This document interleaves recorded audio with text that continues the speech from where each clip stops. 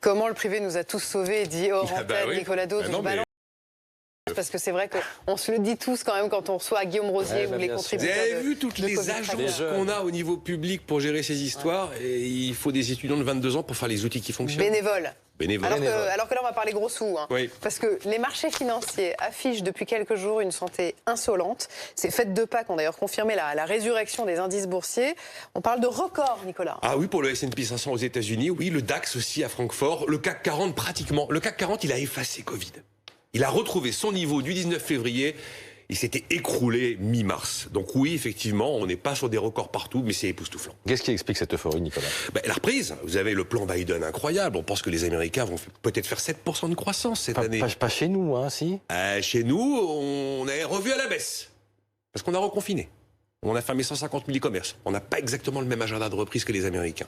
En tout cas, on pense que les Américains, qui sont la locomotive de la planète, vont faire 7%.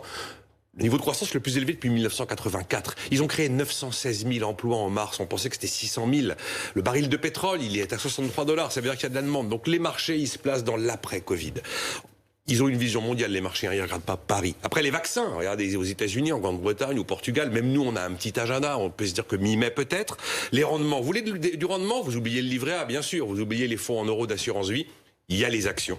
Et puis, c'est l'open bar monétaire. La politique monétaire fait que la liquidité est très bon marché, l'argent bon marché fait qu'on peut en emprunter et aller le placer. Là, les fameux chèques que Biden a fait aux ménages américains, une bonne partie est allée directement sur les actions aux États-Unis. Mais quand les bourses sont autant déconnectées de l'économie réelle, est-ce qu'il n'y a pas un risque de surchauffe de bulle? Alors, non, en théorie, oui.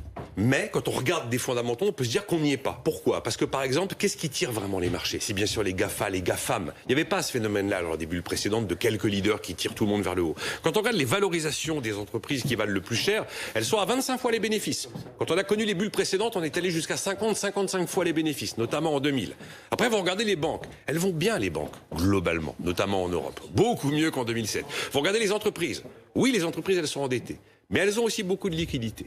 Donc elles sont solvables. Et vous regardez à quel moment du cycle on se trouve. Et c'est la reprise qui arrive. C'est pas la fin du cycle, mais le début du nouveau.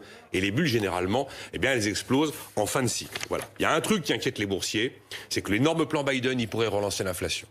Et s'il relance l'inflation, à ce moment-là, on aurait une remontée des taux.